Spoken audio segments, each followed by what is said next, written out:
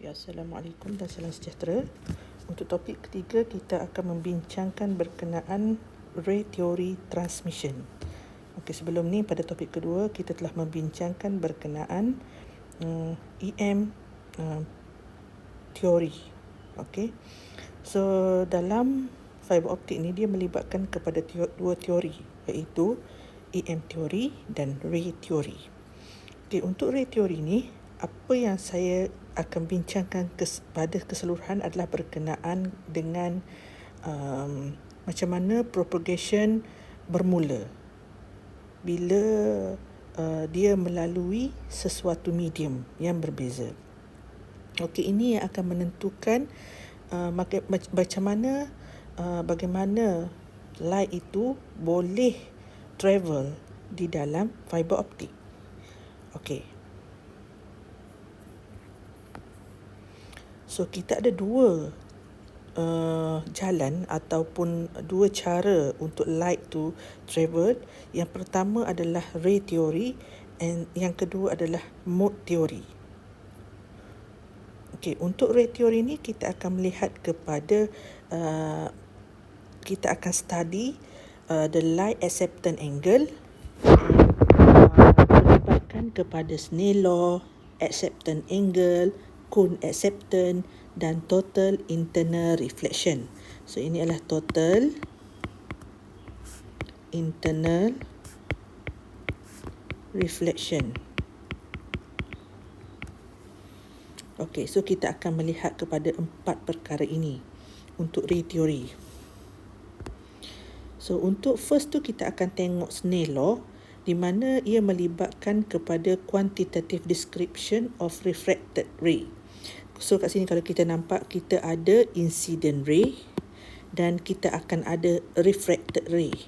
So ini terjadi bila kita pancarkan torchlight ini ataupun kita pancarkan laser kepada dua medium yang berbeza.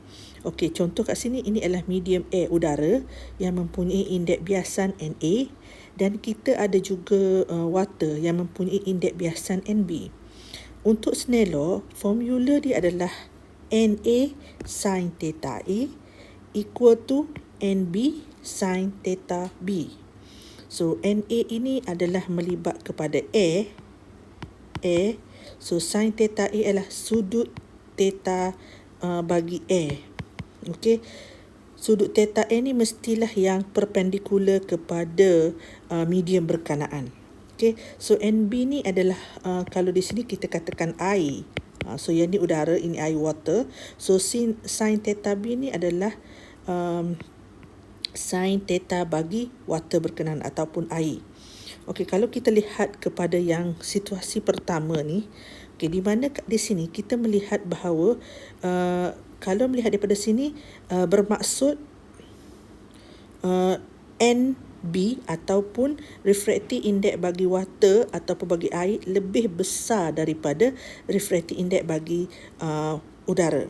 Jadi di sini kalau kita lihat refractive index ini menunjukkan bahawa ia akan berlaku refraction yang mendekati dengan normal line ni. Okay, so normal line ni maksudnya 90 degree daripada dua medium yang berbeza. So itu kena faham lah. So kena faham bahawa untuk mendapatkan normal line ni mestilah 90 degree dari dua medium yang berbeza.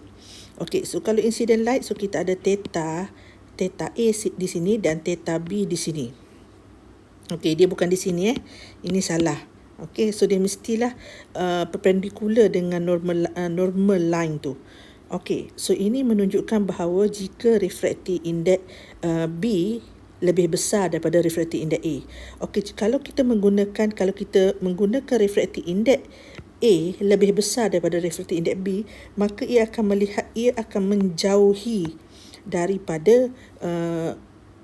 menjauhi daripada normal line tu. Okey, so incident ray daripada water dan keluar, dia akan reflect keluar menjauhi daripada theta B. So ini adalah formula Snell law.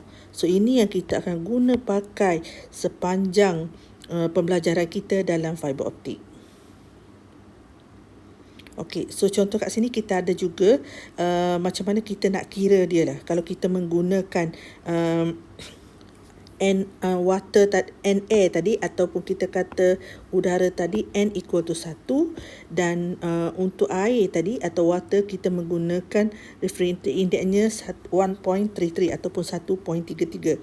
So kita boleh menggunakan formula Snell law berkenaan, which is yang ni. So kita nak kira berapa sudut bagi refracted ray. Okey, berapa sudut bagi yang ni lah basically. Okey, so kat sini kita ada dua. Kita tengok dulu. Pertama kita kena kira theta A. So kita kata kita ada satu. So ni kita menggunakan formula NA sin theta A equal to NB sin theta B. So kita masukkan NA yang kita dapat daripada sini. So NA ni adalah 1 kerana ia melibatkan kepada udara. Sin theta A ni tidak ada nilai.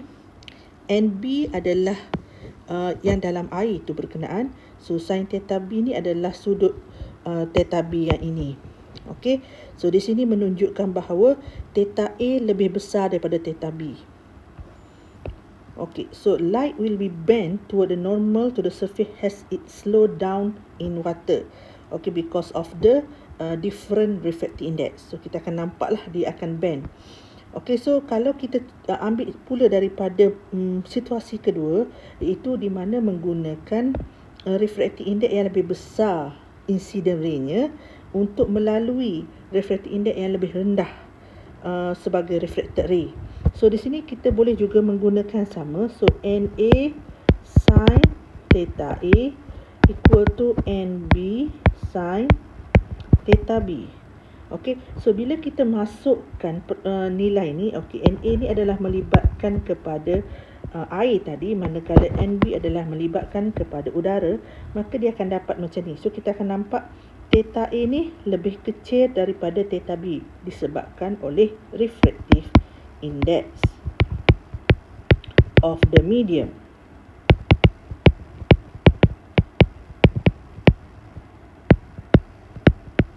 Okay. So di sini kita melihat bahawa light will be bent away from the normal to the surface as it speed up in air. So dia akan kita akan nampaklah macam mana light itu bergerak refract keluar. Okay. So ini yang kita kata Snell law. So kita bolehlah nak pilih sama ada kita nak pilih A atau B, tak kisahlah. Tetapi yang penting Snell law ini mentafsirkan bahawa N1 NA sin theta A, NB sin theta B. Yang ni memang kena ingat. So kita daripada sini ni pada permulaannya. So kita kena faham dulu Snell law memberikan nilai NA sin theta A. Kena faham, theta A tu mestilah pada normal lane dia. Ni normal lane. Okey. So mesti pada normal lane. Mesti 90 degree daripada kedua-dua medium. Okey. So di sini ini menunjukkan bahawa kita kena faham di mana theta A dan di mana theta B. Okey. Sebab yang masalah dia nanti adalah di sini. Biasanya orang akan main letak je. Kadang-kadang letak di sini. Sedangkan di kawasan ini adalah salah. Ataupun letak di sini. Okey. So ini salah. Sebab mesti kita ada normal line dia. Normal line tu mestilah dia mesti 90 degree daripada kedua-dua medium. Okey. So di satu contoh lah. Kita try buat satu contoh. Kita ada sudut 45 degree. So ni 45, ni 45, ini 90. So kita ada refractive index bagi gelas ini adalah 1.5. Manakala refractive index bagi air, okey, ni kawasan ni air, so 1.33. So light accident at 23 angle has shown in diagram. So kita tahu dia travel dalam 23 degree. So sekarang ni kita nak tahu sama ada dia menghampiri kepada normal lane ataupun dia menjauhi daripada normal lane. Pertama kita kena tengok refractive index dia. Okey. So kalau kita tengok kat sini refractive index mana yang besar? Ni kan 1.5 kan. So maksudnya kat sini NG lebih besar daripada NW. So bila dia refractive index yang lebih besar, maka dia akan menghampiri kepada nilai kepada normal line berkenaan. Okey, so kita tengok. Okey. So this is theta G. So berapa nilai theta G? So kat sini kita menggunakan formula Snell law, NW sin theta W N G sin theta G. So kita masukkan nilai NW 1.33 sin theta W and NG 1.5 sin theta W. So bila kita nak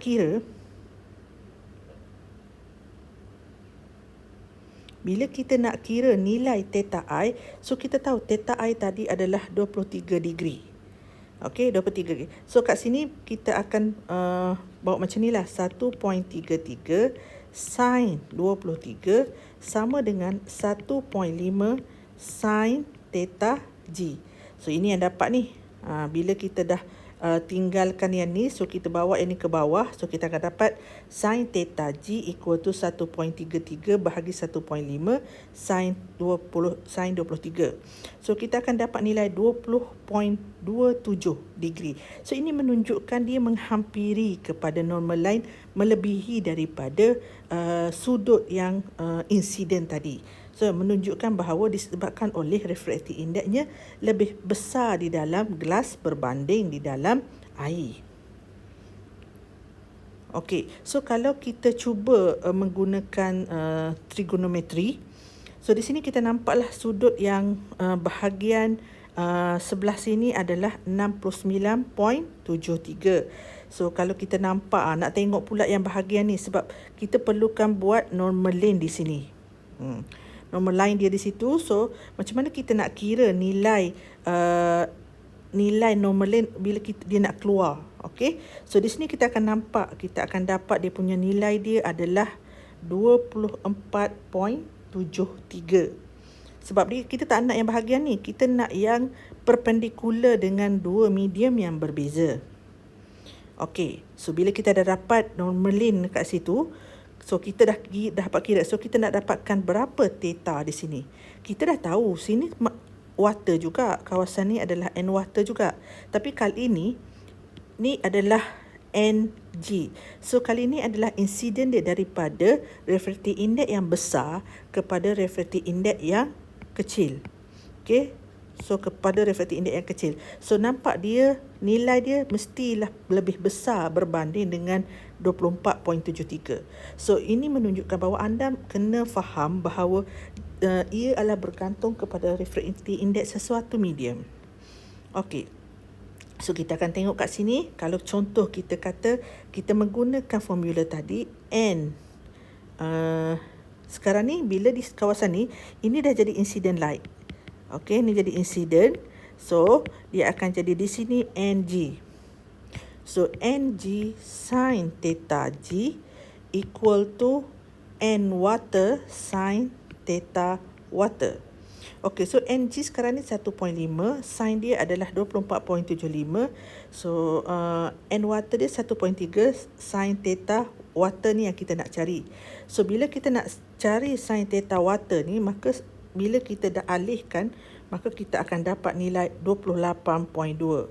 Betul kan? So dia mesti lebih besar daripada sudut yang incident light. So this is refracted light mestilah lebih besar daripada incident light bergantung kepada refractive index yang kita gunakan.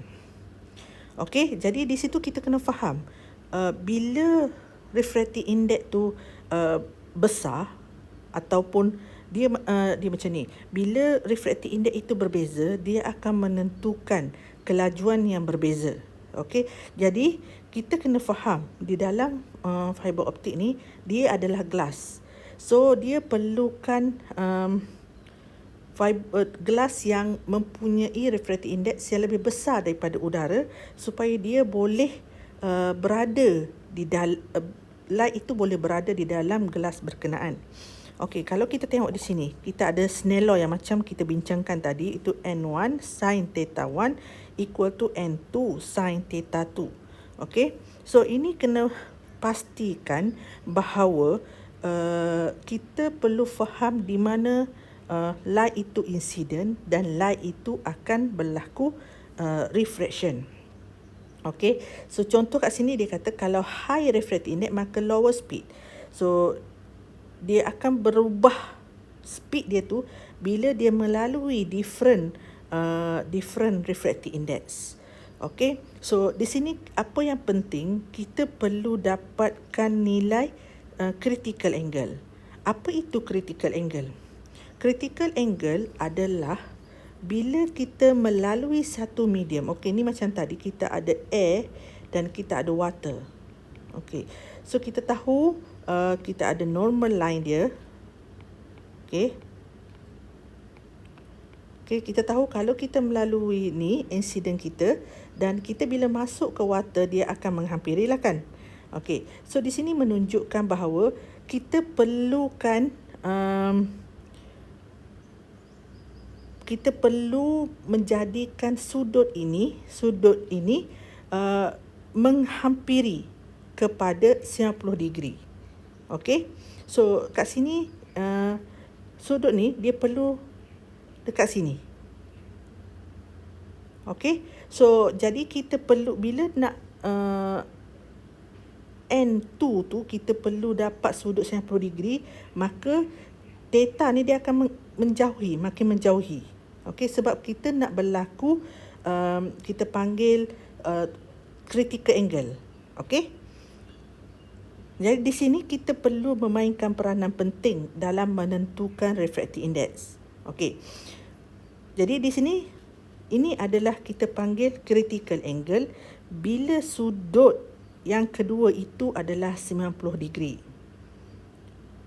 Okey, jadi bila kita nak dapatkan theta 1, so theta 1 ni adalah kita panggil juga theta critical. Sebab bila sin 90 degree maka dia adalah 1. Jadi bila kita nak kira dia punya theta 1 itu adalah critical angle. Okey, kenapa kita kata kita nak benda tu dalam keadaan yang critical angle? Sebenarnya kita nak ia melebihi dari critical angle supaya berlaku satu keadaan yang dipanggil total internal reflection. Okey, total internal reflection. Supaya contoh macam ni, kita ada satu fiber, okey, so kita tak nak incident light itu melepasi atau refract ke atas. Ini kita tak nak, ini maksudnya berlaku loss.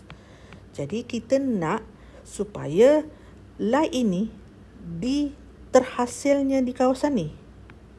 Okey, so bila yang ni, maka ini kita panggil total internal reflection. Untuk mendapat total internal reflection, sudut kritikal adalah memainkan peranan. Jadi bila melebihi daripada sudut kritikal, maka barulah berlaku total internal reflection. Okey. Jadi di sini ini menunjukkan bahawa kita perlu menggunakan situasi yang kedua. Situasi kedua di mana kita menggunakan incident light daripada refractive index yang besar. Okey, yang besar kepada air. So kita perlu daripada sini. Okey, supaya yang ni akan menghampiri 90. Okey, so itu menunjukkan bahawa barulah boleh berlaku total internal reflection. Okey, so kalau tengok di sinilah seperti ni. Kita nak supaya bila cahaya ni keluar, okey, kalau ni nampak ini air, ini mempunyai contoh indeks biasa dia 1.33. Ni indeks biasa dia 1.0. So menunjukkan bahawa refractive index bagi water ini lebih besar daripada air, dan kita bagi incident light dia daripada water. So kalau kita buat normal line dia kat sini, so kita nampak ni kan besar, so ini kecil. Okay, so daripada ke besar ni, so kita nak yang ni daripada dia jadi refract, so dia akan jadi sampai sini. So ini kita nak dapatkan nilai ni. Okay, ni pergerakan ni. So pergerakan ni akan menyebabkan berlakunya total internal reflection. Okay, so ini kita panggil total internal reflection. So bila sudut ni dah melebihi daripada sudut kritikal. Okay. So ini salah satu contoh yang kita macam mana kita nak cari sudut kritikal. Kita ada light ray is travelling in a transparent material of refractive index n equal to 1.5. So this is kita panggil incident. Okay, dan approach second material. Okay, so yang kedua adalah 1.46. So kita menggunakan Snell law tadi, N1 sin theta 1 equal to N2 sin theta 2. So kalau tengok kepada graf ni, N1 ni dia kata 1.51, N2 1.46. Okay, so di sini dia kata kita nak cari berapa critical angle dia. So ni menunjukkan bahawa insiden daripada sini. So dia nak cari kalau yang ni berlaku refraction, so berapa sudut di sini untuk di sini sudut theta 2 ini adalah 90. So kat sini kita masukkan nilai 1.51 sin theta 1 equal to 1.46 sin 90 sebab kita nak dapatkan theta C. Okey. So di situ kita akan kira lah. So kat sini kita nampak bila sin 90 ni 1. Jadi 1.46 bahagi dengan 1.51 sin theta C. So arc sin kan theta C tu, maka kita akan dapat nilai theta C. Okey. So arc sin kan ni, yang ni sin ni bawa pindah ke sini. Jadi kita arc sin kan 1.46 bahagi dengan 1.51. So kita akan dapat theta C. Kita dapat theta C lah. Okey. So itu, jadi kita perlukan nilai critical angle untuk menjadi threshold. Threshold ni maksudnya satu langkah pertama supaya ia menunjukkan ia macam guidance, SOP sebelum dia mencapai total internal reflection. So kat sini total internal reflection ni sangat penting lah dalam fiber optik ni. Sebab kalau dalam fiber itu, kalau tengok gambar ni, kalau dalam fiber itu tidak berlaku total internal, maka dia akan loss. Okay, jika tak ada total internal reflection, maka dia akan berlaku loss. So dia keluar.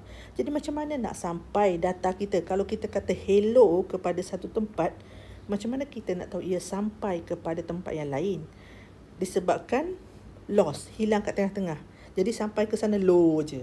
Okay, so di sini penting untuk kita mengira total internal reflection. Kita mengira critical angle yang kita penting supaya kita boleh mengetahui after critical angle maka nilainya adalah menjadi total internal reflection. So there is a critical angle at which no light can be reflected at all. So 100% of the light is reflected.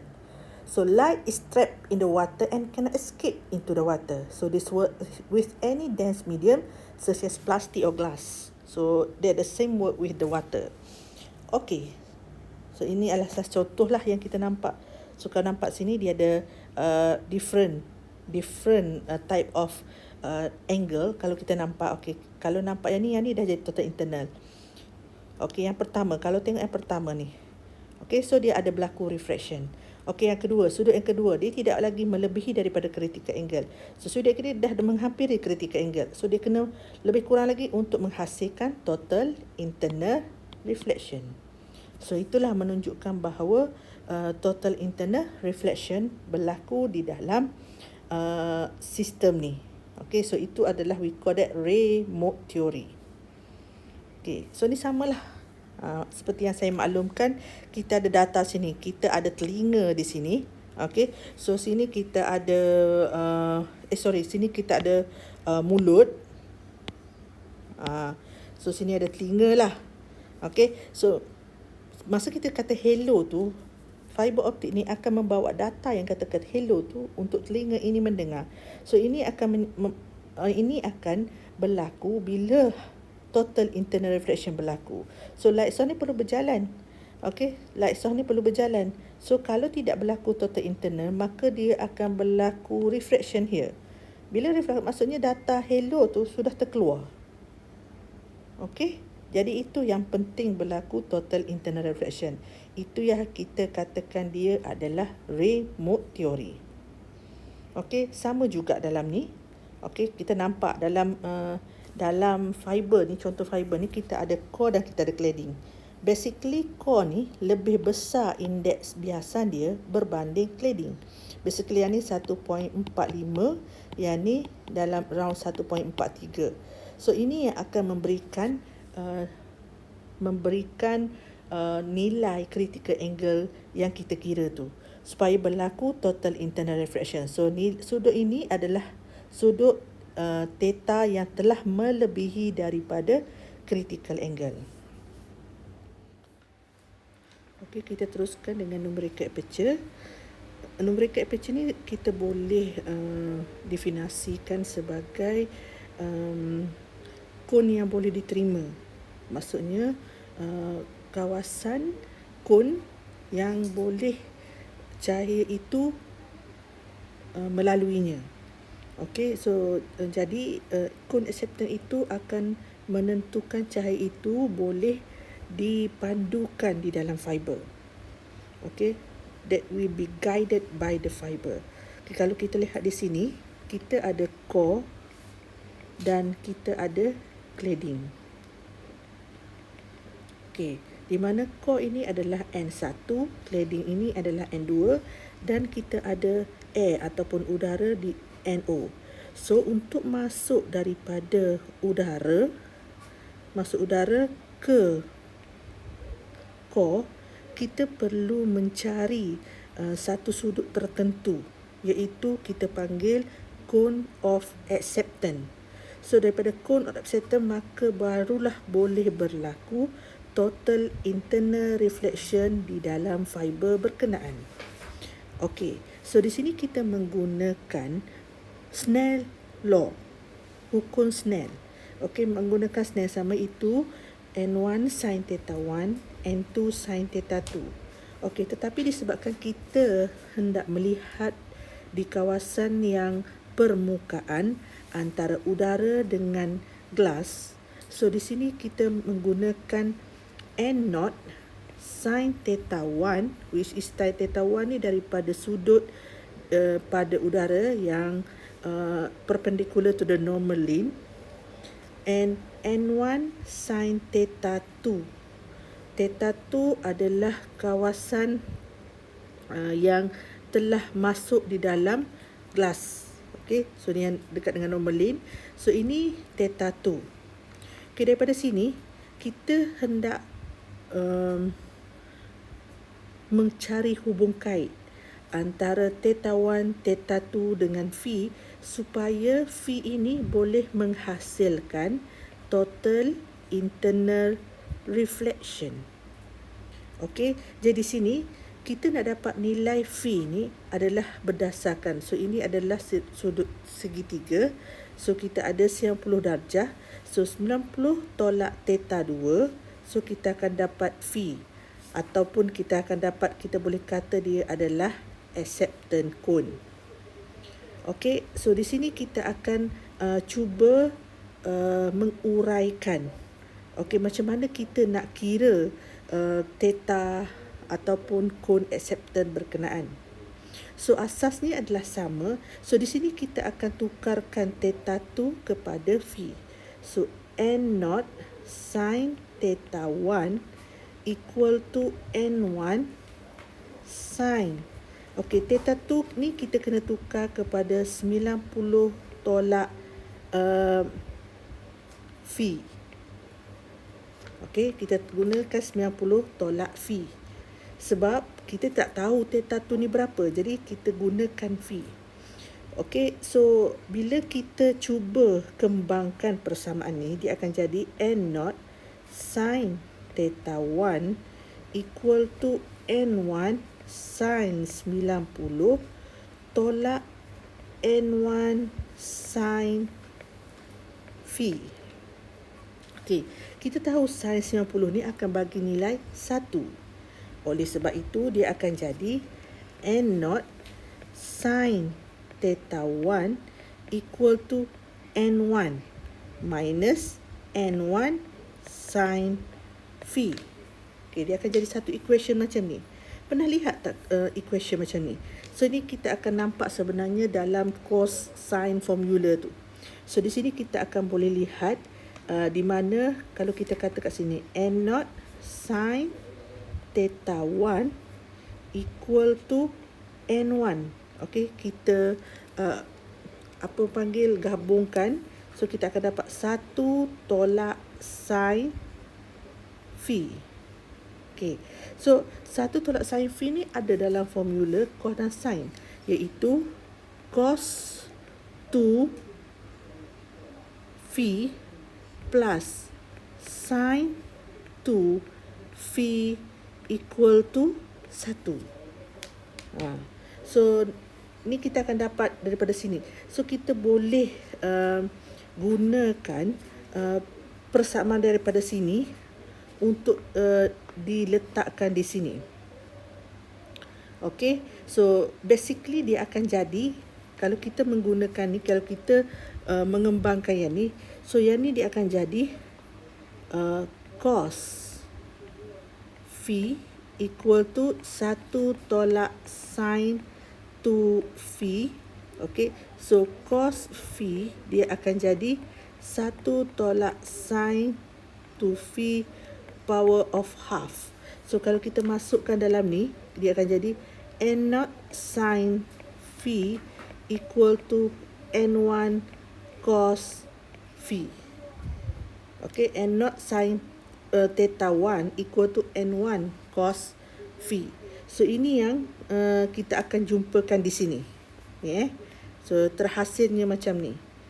Okay, so n1 sin theta 1 equal to n0 sin theta 1 equal to n1 cos phi, sama kan? Okay, so ini adalah berdasarkan daripada formula cosine tu lah. Okay, so daripada sini kita nak tukar balik sebab kita nak dapatkan dia dalam keadaan sin. Lebih mudah sebab hukum Snare menggunakan kedua-duanya adalah sin. Okey, kalau kita menggunakan sin, so kita akan jadi di sini dia akan jadi, kalau kita gunakan cos sin, bermaksud dia adalah 1 tolak sin kuasa 2 phi power of half lah. So kita masukkan yang ni di dalam persamaan ni. So sekarang ni kita gantikan theta 1 ni sebagai theta A. So theta A ni supaya dia tidak keliru antara theta 1 dengan theta 2 yang kita nak cuba uraikan, supaya dia tidak dapat antara dua gelas itu core dan cladding di sini. Core dan cladding di sini, supaya tidak keliru. So kita letakkan dia sebagai theta A lah. So n0 sin theta A, dan kita masukkan nilai ni n1. So macam mana kita nak tahu yang ni terhasil? So ini sebenarnya asasnya adalah daripada sini. Kalau kita lihat di sini, kawasan ni kawasan mana? Kawasan ni adalah kawasan di sini. Okay, so itu kawasannya. Maksudnya dia melibatkan kepada core dan cladding. Okay, so di sini kita ada theta 1, which is tadi adalah phi. Okay, so kita ada theta 1 iaitu phi tadi, dan kita buat menggunakan Snell law, n1 sin theta 1 equal to n2 sin theta 2. So di sini sebab kita nak theta 2 ni adalah pada critical angle. Critical angle bermaksud ini sudut ni mestilah 90 degree. Okey, nak dapatkan critical angle sudut kedua ataupun sudut yang keluar tu mesti 90 degree. So kita gantikan 90 degree sini. So kita akan dapat N1 sin theta 1 equal to N2. So bila kita masukkan sebagai, dia adalah sebagai phi, so sin phi sebenarnya equal to N2 divide by N1. So yang ni formula ni kita masuk balik dalam phi berkenaan. Sebab dia ada kuasa 2, so dia akan jadi kuasa 2 lah kedua-dua ni. Bila yang ni kuasa 2, kedua-dua ni jadi kuasa 2. So itulah yang terhasilnya macam ni. So dia akan jadi 1 minus N2 power of 2 N1 power of 2. Okay, so ini sebenarnya daripada sini. So disebabkan kita dah menukarkan sin 2 phi kepada yang ini. Okey, so dia akan menjadi satu formula baru. Okey, di sini kalau kita cuba kembang ataupun kita permudahkan, maka inilah hasilnya. N0 sin theta A equal to N1 power of 2 minus N2 power of 2 punca kuasa. So di sini bila dia kata N0 ni, so N0 ni lah ditakrifkan sebagai numerical aperture. Okey, iaitu kawasan yang menerima cone acceptance. Okey, maksudnya kawasan yang light boleh berjalan ataupun light boleh propagate. So kita panggil dia numerical aperture. So oleh sebab itu numerical aperture boleh menjadi satu persamaan yang inilah dipermudahkan. N1 power of 2 minus N2 power of 2 half daripada nilai yang kita dapat. So di sini dia juga menggunakan juga macam triangle ni. Okey, so macam triangle ni, tapi triangle ni dia punya persamaan dia inilah. So kalau kita nak bincangkan yang triangle ni panjang pula lah. So triangle ni akan memberikan nilai N1 power of 2 minus N2 power of 2 over 2 N1 2. Disebabkan kenapa dia kata di bahagian ni, kenapa dia tak bagi yang ini sahaja. Ini sebenarnya untuk memudahkan penulisan di dalam spesifikasi. Jadi kadang-kadang dia ada spek ataupun ada spesifikasi yang ditulis di dalam fiber berkenaan adalah melibatkan kepada yang angular ni. Tetapi ada juga yang menggunakan numerical aperture. Okey, jadi depends kepada spesifikasi yang diberikan. Okey, kalau nak dapatkan, kalau dia bagi dalam bentuk tiga segi ni, so kita kata dia adalah N1 darab dengan 2 yang tiga segi ni half. So tiga segi ni adalah inilah formula dia. N1 power of 2 minus N2 power of 2 over 2 N1 power of 2. So kalau kita masukkan, dia akan jadi macam ni juga nanti. Okey, so itu adalah macam mana kita nak gambarkan numerical aperture ataupun kita nak menggambarkan kawasan yang light itu boleh propagate di dalam fiber berkenaan. Okey, jadi ini samalah kalau light propagate macam light ray ni. So ini bermaksud dia di luar daripada sudut. Di luar daripada sudut maksudnya dia tidak akan dapat masuk dalam fiber. Hanya pada kawasan acceptance angle ataupun kita panggil hanya pada kawasan numerical aperture sahaja yang light itu boleh propagate untuk menghasilkan total internal reflection. Jika di luar daripada cone berkenaan, dia akan menyebabkan ia terkeluar dan tidak berlakunya total internal reflection. Okey, ini salah satu contoh yang saya boleh berikan, because numerical aperture adalah numerical aperture tadi kita dah tengok. Okey, N1 power of 2 ni kena ingatlah ni. N1 power of 2 minus N2 power of 2 half. Okey, so itu kita nak mengira numerical aperture. So di sini kalau daripada sini sebenarnya kita boleh kira berapa bilangan mode yang boleh terhasil atau berapa bilangan propagate light yang boleh propagate di dalam fiber berkenaan. Okey, so untuk yang mode ni kita akan tengok kemudian. Okey, jadi di situ ini menunjukkan bahawa berapakah actually sebenarnya sudut acceptance. Kita boleh tahu daripada numerical aperture tadi iaitu NA sin theta A. Okey. So di sini kita boleh tengok berdasarkan daripada N2 tadi sin N2 power N1 power of 2 minus N1 power of 2 half 2. Okey, so daripada situ sebenarnya kita boleh dapat nilai theta A tu ataupun kita panggil acceptance cone. Okey, jadi untuk dapatkan acceptance cone bagi fiber tu kita kena darab 2 lah sebab dia dapat yang separuh. So dia akan dapat 2 theta A tu, maka ia adalah 2 acceptance cone. Okey, so di sini macam mana kita kata okey yang ni sebenarnya adalah berdasarkan kepada N1 power of 2 minus N2 power of 2 half lah untuk dapatkan nilai cone acceptance berkenaan. Okey, jadi kenapa perlu kira?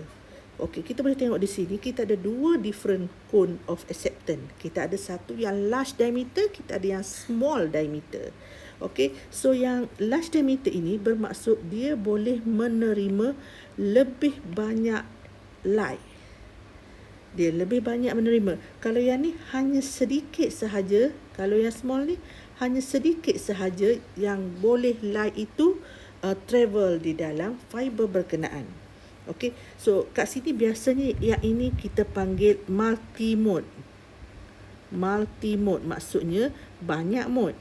Yang ni basically kita panggil single mode. So dia depends kepada mode yang kita hasilkan atau mode yang fiber itu boleh terima. Okey, so itu perbezaan antara kenapa cone of acceptance itu perlu difahami, perlu dikira. Okey, so okey, oleh sebab itu menunjukkan lepas kita kata satu single mode, satu multi mode, so kita tunjuk kat sini pula. Okey, ini yang kita gambarkan di mana apa maksud single mode, apa maksud multi mode. Single mode di sini adalah melibatkan kepada hanya satu mode sahaja. Manakala multi mode dia ada 1, 2, 3 mode. Lebih daripada satu, maka kita panggil dia adalah multi mode. Basically multi mode ni memberikan diameter yang sangat besar untuk core kerana ia memerlukan cone acceptance yang besar. So dia perlukan cone acceptance yang besar. Tetapi berbanding dengan single mode, dia memberikan cone acceptance yang sangat kecil. So itu menunjukkan bahawa dia hanya boleh menerima satu mode sahaja untuk dia propagate ataupun dia travel di dalam fiber.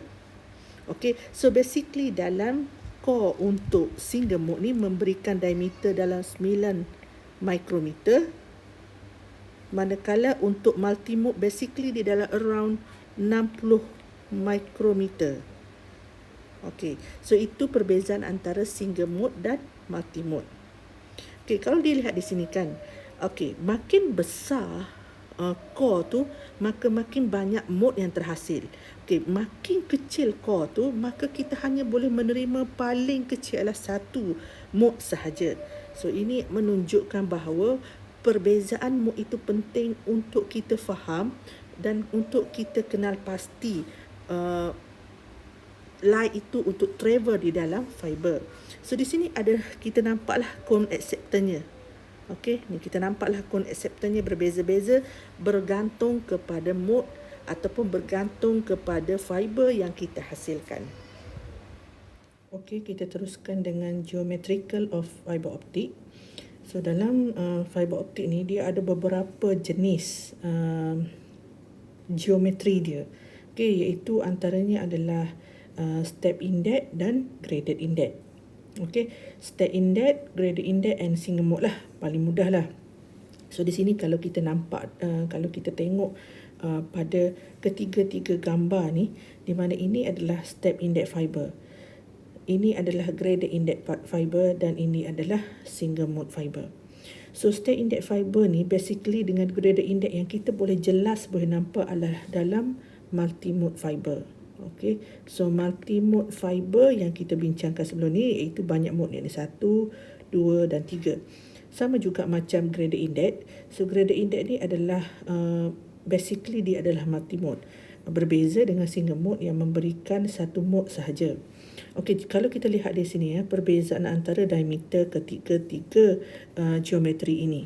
So ketiga-tiga geometri ini menunjukkan bahawa single mode memberikan diameter yang sangat kecil iaitu around 10 mikrometer, manakala untuk graded index ni basically around 50 hingga 100 mikrometer, manakala kalau step index ni basically 200 mikrometer. Step index ni adalah paling mudah kalau kita nak gunakan fiber untuk masuk untuk light propagate, adalah paling mudah. Yang paling susah adalah single mode. Okey, jika kita lihat tetapi paling mudah masuk tapi paling banyak yang hilang. Okey, disebab itu output pass yang kalau kita tengok di sini adalah single mode memberikan output pass yang paling tinggi. Maksudnya bila kita input yang masuk ni input yang masuk, yang keluar dia hampir sama, iaitu dalam around 90%. So ini adalah di dalam single mode, tetapi berbeza dengan graded index di mana dia menghilang hampir dalam 30%. Okey, manakala untuk step index pula hilang dia lebih kurang 50%. So ini menunjukkan bahawa walaupun dia sangat mudah, walaupun step index ini sangat mudah untuk propagate light, tetapi dia sebenarnya adalah paling mudah juga untuk hilang. Okey, paling mudah untuk light itu masuk untuk travel dalam fiber, tetapi dalam masa yang sama dia paling mudah untuk hilang light itu. Okey. Jadi perbezaan kenapa kita kata ini, sebenarnya ketiga-tiga ini menggunakan total internal reflection. Okey, cuma di sini untuk step index ini kita akan nampak dengan lebih jelas penggunaan ataupun teorinya adalah melalui total internal reflection. Manakala untuk graded index ini sebenarnya dia adalah bergantung kepada atom material berkenaan. So dia akan sebenarnya walaupun kita nampak dia macam dalam bentuk wave, tetapi sebenarnya dia berlaku total internal reflection dalam gelas itu sendiri. Maksudnya dalam ni fiber yang kita buat ni ataupun core yang kita buat ni, basically dia mesti ada bendasing-bendasing ni. So bendasing ni akan berlaku total internal reflection. Okay, so dia akan berlaku total internal reflection sampai dia boleh menghasilkan satu graded index. Disebabkan oleh bila kita buat kita punya fiber ni dalam keadaan macam ni macam bentuk wave. Manakala untuk step index ni dia bentuk straight je. Okey, macam 4 segi lah. So sama juga dengan single mode. So sebenarnya graded index, kalau kita menggunakan single mode with the graded index, maka kita punya percentage boleh naik dalam 95%. Okey. So ini adalah macam mana kita nak menggambarkan total internal reflection di dalam fiber graded index. So kalau lihat di sini dia akan ada satu sebab dalam fiber ni, dalam fiber core ni, walaupun kita kata secara teorinya dia adalah satu core, tetapi sebenarnya dia ada beberapa medium yang mempunyai different refractive index yang sangat kecil perbezaannya. So ini yang menunjukkan bahawa kita akan nampak perbezaan sehingga dia berlakunya total internal reflection. Okey, so di sini yang nampak akan bentuk wave lah. Seperti yang dalam di sini. Okey, so kita akan nampak yang macam ni. So itu menunjukkan bahawa ia akan berlaku total internal reflection juga dalam bentuk wave. Okey, so itu untuk yang graded index. Okey, so di sini saya cuba summarikan untuk dalam single mode fiber ni lah. Dalam fiber ni, okey, fiber type. So kita ada multi mode, kita ada single mode. Okey, so single mode basically core dia besar, manakala multi mode basically core dia besar, tetapi single mode core dia kecil. Kedua-duanya memberikan cladding yang sama, itu 125 125. So di sini kita ada fiber size. Ada 3 jenis fiber size, iaitu this is core and this is cladding. Okay, this is core, this is cladding. Okay, so dia ada different jenis ataupun pelbagai jenis diameter dia. Manakala untuk single mode basically around ni je lah, 9 ke 10 je. So kenapa dia ada berbeza-beza ni adalah bergantung kepada sama ada type dia adalah step index atau type dia adalah grade index, geometri dia. Okay, so geometri dia sama ada grade index ataupun step index. Basically 50 ni adalah grade index. Kalau dah sampai 100 ni dia adalah step index. So kalau dalam single mode pula hanya ada satu sahajalah. So dia ada single mode dengan satu line saja ataupun satu wave saja. Manakala untuk application pula, basically dalam multi mode ni biasanya untuk short distance ataupun untuk LAN. Okay, local area network. Okay, local area network. Jadi di sini menunjukkan bahawa pada untuk loss itu tidak hilang dengan banyak. So multi mode ini sesuai digunakan pada short distance, maksudnya pada jarak yang pendek. Manakala untuk single mode ni sebab dia sangat sukar untuk menghilangkan light itu, maksudnya loss tu tidak ada, maka dia sangat sesuai untuk long distance, telekom, CATV, broadcast, data communication, untuk hantar data communication. Okey, jadi di sini juga kita mengatakan bahawa tadi kita mengatakan bahawa kita ada geometry of the fiber. So dalam ray ni pun dia ada dua jenis ray, iaitu satu meridianal ray and the second one is skew ray. Okay, so meridianal ray ni adalah ray that pass through the center axis of the core. Nanti kita tengok macam mana bentuk dia. So skew ray pula, it is ray that travel through the fiber without passing through the center of the axis of the core. So ini kita boleh tengok di sini. Kalau kita lihat different atau perbezaan antara meridianal ray dengan skew ray dalam step fiber. Step fiber ni maksudnya yang dalam keadaan yang kita nampak dia straight lah. Okay, so di mana dia punya core ni besar. Okay, core diameter dia besar. Okay, kalau dilihat di sini, kalau meridianal ray adalah dia bentuk zigzag. Okay, basically dia cross macam biasalah. So di sini dia cross daripada satu diameter lah.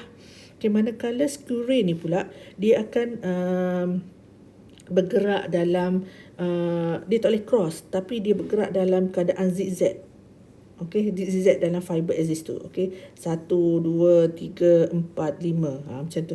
So dia bergerak dalam keadaan tu untuk menghasilkan pergerakan itu, menghasilkan setiap satu ni seperti macam gradient index. Seperti macam gradient index, tapi ini yang dalam step index lah. So gradient index tu dia lagi smooth lah. So lebih mudah kalau kita menggunakan skew ray dalam gradient index.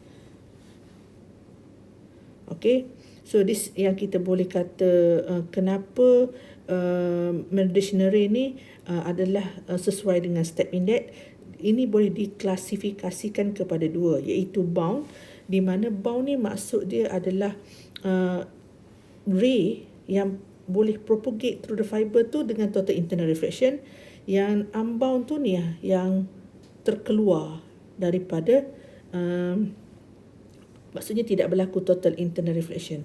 So sebenarnya meridianal ray ni dia sangat memberikan loss yang banyak lah. Okay, so di sini kita kata kalau dia banyak keluar tu, dia banyak ni, unbound eventually escape from the cable lah. Dia banyak terkeluar. So data tu yang dihantar itu banyak loss, menyebabkan kalau kita kata sepatutnya kita perlukan penerimaan ataupun kita nak internet tu bila kita type je www.google.com.my tu, bila kita type saja sepatutnya dia keluar dalam beberapa second, tetapi dia macam ada lagging. Okay, itu disebabkan oleh loss lah. Maksudnya disebabkan oleh loss yang menyebabkan dia lagging untuk boleh sampai dalam 2 second baru sampai, baru boleh keluar Google tu. So itu yang macam mana kita cuba untuk mengurangkan loss, supaya kita tidak ada delay of time semasa kita nak capai talian internet ataupun kita nak buka satu-satu apps. Okay, so skew ray pula basically skew ray ni, the acceptance angle of skew ray is larger than the acceptance angle of meridianal ray. Sebabnya acceptance core dia tu dalam bentuk wave. Okey, sebab dia boleh dalam keadaan yang orang panggil apa, zigzag tadi. Okay, most ray entering the core are skew ray. Kebanyakannya lah. Okay, so they contribute to the amount of light intensity of the fiber optic. So dia akan dapat lebih banyak light yang boleh travel dalam tu tanpa ada loss. Okay, but sometimes they also contribute the loss because of the using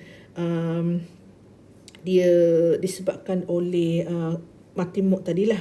So a large portion of the number of skew ray become leaky ray.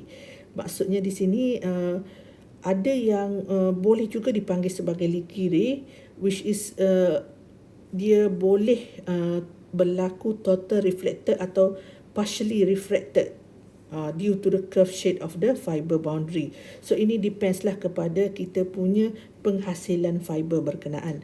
Okey, kalau dia boleh dalam masa yang sama kita dah masukkan skew ray, tapi dia boleh bertukar kepada leaky ray because of the reflected terkeluar dan juga disebabkan oleh hanya ada beberapa yang refracted. Okey, disebabkan oleh curve shape pada fiber pada permukaan fiber berkenaan. Okay, so kita teruskan kepada mode of optical fiber. So this is how kita nak measure the wavelength lah.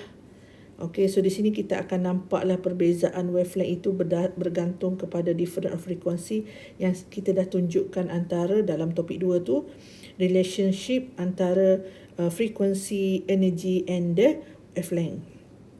So dalam mode teori ini sebenarnya dia melibatkan kita untuk melihat spesifikasi fiber. Kalau kita nak beli fiber, spesifikasi mana yang sesuai untuk kita gunakan untuk sesuatu aplikasi.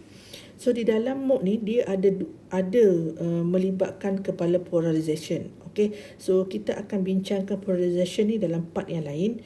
Tetapi dalam ni kita hanya menyentuh kepada linear polarized. Bermaksud setiap apa yang melibatkan kepada light, maka bila dia bertemu dengan sesuatu medium, memang dia akan berlaku polarization. Okey, jadi mode LP, LM tu bermaksud mode yang melibatkan kepada penghasilan glass itu yang boleh memberikan linearly polarized. Okey, LP ni bermaksud linearly polarized. Okey, jadi weekly guidance mode in fiber ni basically around kurang daripada 1. Yang ni adalah nilai normalized frequency yang kita dah tengok semasa numerical aperture tu. Okey, so kat sini kita kata bagi normalized frequency ni basically N1 minus N2 over N1. Okey, untuk menerangkan dengan lebih teori, lebih detail berkenaan linear polarization ni, basically dia melibatkan kepada Maxwell equation yang melibatkan kepada electric field dan magnetic field. Okay, so di sini bila kita melibatkan kepada electrical field, which is yang sebenarnya kita ada dua jenis, iaitu electrical field atau whatever field pattern, sama ada di electrical ataupun dia magnetic field. Okay, so here is another one is yang ni yang penting, itu travelling wave. So travelling wave ini akan menentukan polarization yang berlaku di dalam fiber berkenaan. Okay, jadi di sini kita ada ini adalah mode yang fundamental lah. Maksudnya mode yang kalau kita nak terangkan dia secara basicnya adalah mode in optical fiber ni. Kalau kita melihat di dalam spesifikasi tu, basically dia akan tulis macam ni, LP01 mode. So LP ni adalah linear polarization, kosong ni adalah melibat kepada L sebab LP LM. Okay, so 01, so L kosong, M 1. Okay, apa perbezaan L dan apa perbezaan M? L ni adalah, kalau kita panggil dia adalah orang panggil apa? Allahumma salli ala Muhammad. Kita panggil dia ni lah dekat peak dia ataupun cahaya yang menumpu kepada core berkenaan. Manakala M ni adalah berapa mode yang kita boleh masukkan.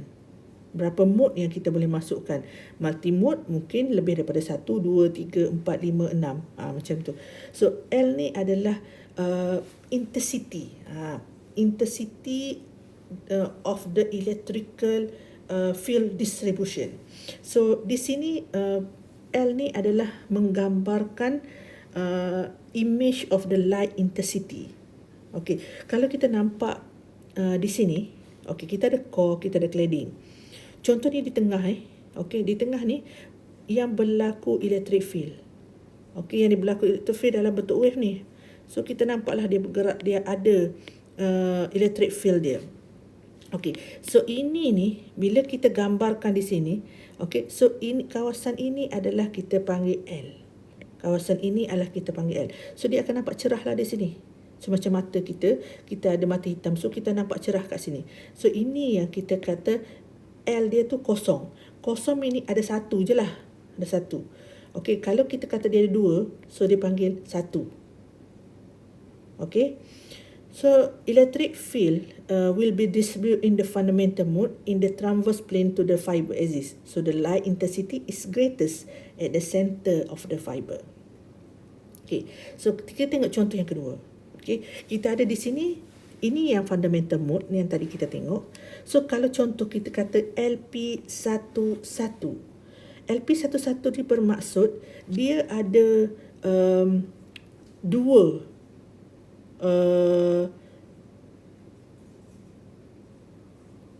dia macam ni, dia ada satu intensity. Kalau yang ni dia kata kosong maksudnya ada satu lah. Kalau satu ni maksudnya ada dua. Maksudnya ni ada satu, maksudnya ada kosong. Yang ni ada dua, ni maksudnya satu. Okey, untuk kita tadi kata LP, L, M. So ni tengok L dulu. Kita tengok L dulu. Okey, so yang ni dia ada 4. 4 kiranya dia ada divide by 2. So dia ada 2. Ni pun 2 divide by 2. So equal to 1. Okay, so sama juga yang ni. Kalau dia 2, so divide by 2 equal to 1. Okay, so yang ni, kalau yang ni kita ada 1, basically kosong lah yang ni untuk fundamental ni. Kalau yang lain kita kena divide by 2 lah.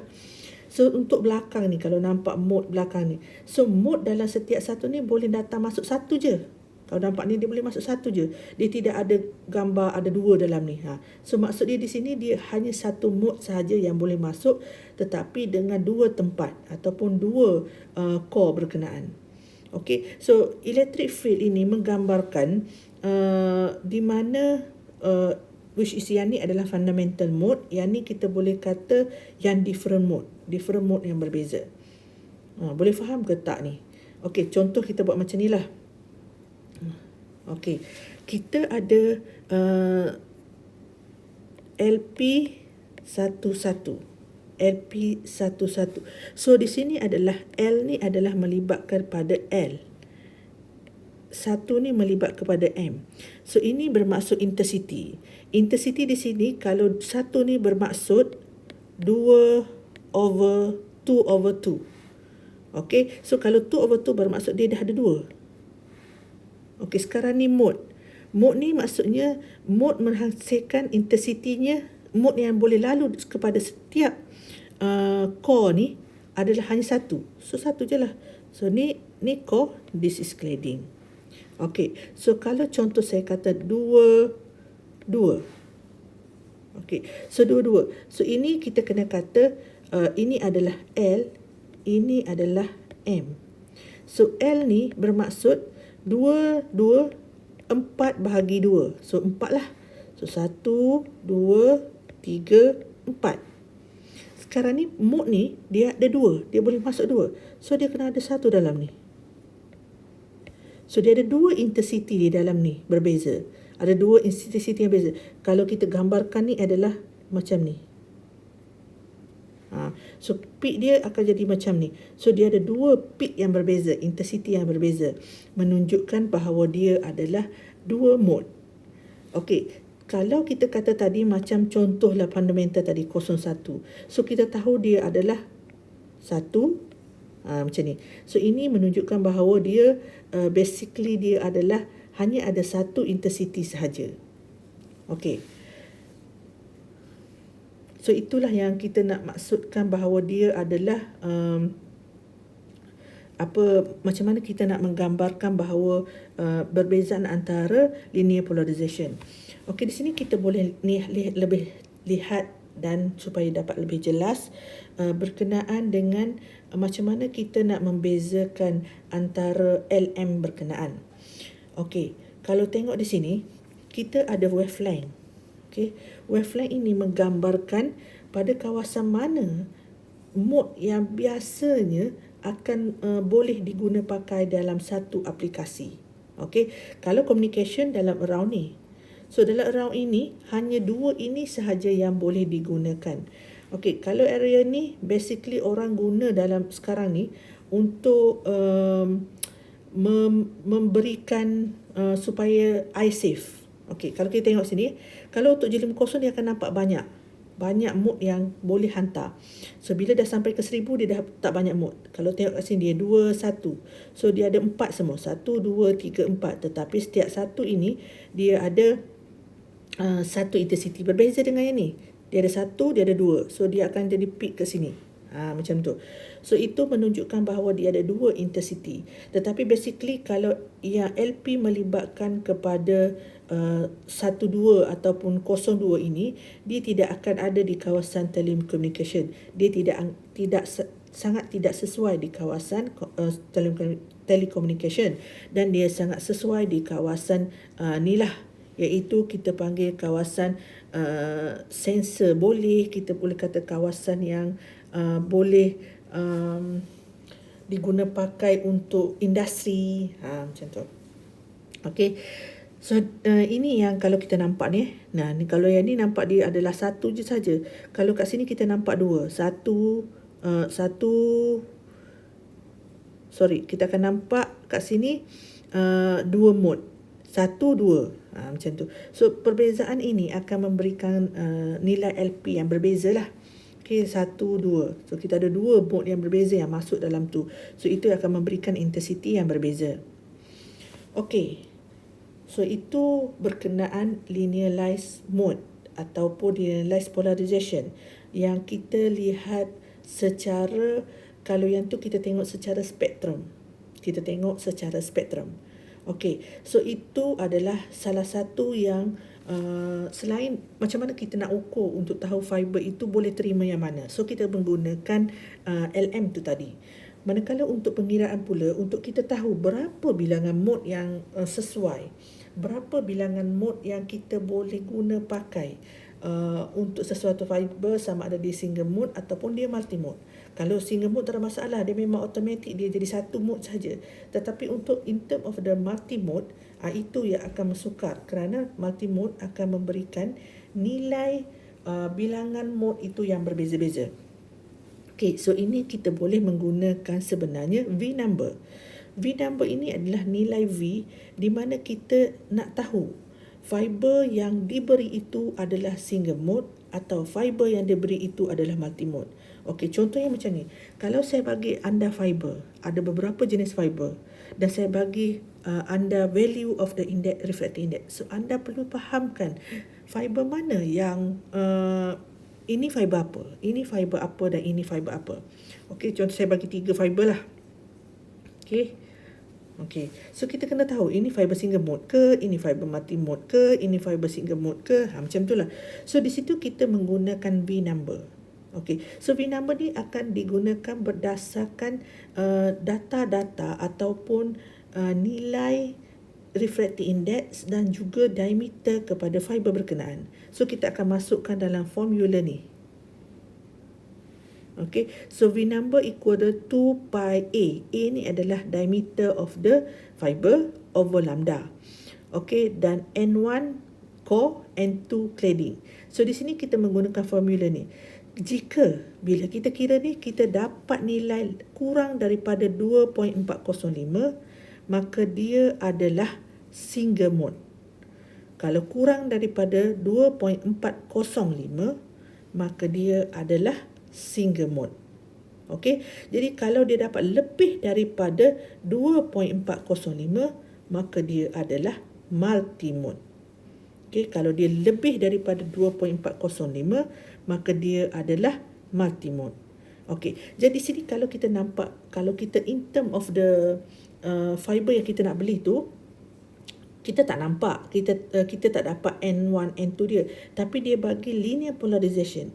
So linear polarization itu menunjukkan, menggambarkan kepada pengiraan. Kita boleh kira untuk mendapatkan V number dia. Okey, di sini kita boleh nampak kalau LP01 bermaksud dia single mode. So dia akan kosong, nilai kosong. So kalau kosong maksudnya dia kurang daripada 2.405. So dia memang totally of the single mode fiber. Manakala LP11 ini, okey, so LP11 ini adalah melibatkan kepada single mode juga. Okey, dia sikit lagi, maksudnya dia dah besar sikit. Kalau dia 3.83 maksudnya dah lebih daripada 2.405, maka dia totally adalah multi-mode fiber. Okey, so kita dah boleh tahu dah perbezaan macam mana kita nak membezakan antara single mode dan multi mode. Okey, sekarang ni dalam multi mode tu berapa kita nak kira? Macam mana kita nak kira bilangan mode tu? So kita ambil nilai V yang kita dah kira tu, kuasakan 2 bahagi 2. So kita akan dapat nilai multi mode berkenaan. So kita nampak nilai lah berapa bilangan light itu boleh travel di dalam multi mode. So senangnya, mula kita kira V number, kita dah dapat nilai V number tu, kita kuasa keduakan dia dan bahagi 2. So kita akan dapat nilai M mode. So ini yang kita boleh gunakan di sinilah. Okay, contohnya kita ada how many mode for this fiber. Kita ada core diameter dia 50 micrometer, and cladding 1.47, and core dia 1.48. So kita masukkan dalam V number berkenaan. You boleh menggunakan V number dulu, sebab yang ni adalah pengiraan V number lah.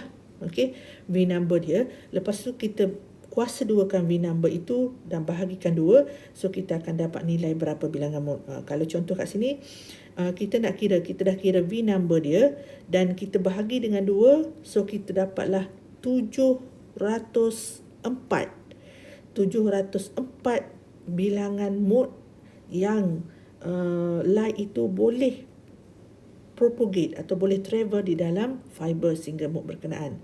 So itulah cara pengiraan macam mana kita nak tentukan ataupun macam mana kita nak calculate V number berkenaan. So jangan lupa antara relationship antara NA dan juga dengan refractive index refraction, difference. So kita kena fahamlah yang ni, untuk sebab kadang-kadang dia pakai numerical, kadang-kadang numerical aperture, kadang-kadang dia pakai yang ni. So tak kisah mana-mana, yang pastinya bila kita nak menggunakan V number ni, kita boleh guna pakai equation tu. Ni jangan lupa ni, 2 pi A over lambda N1 power of 2 minus N2 power of 2 power of half. So kita akan dapat nilai V number. So itu saja untuk ray teori. So jumpa lagi nanti. Terima kasih.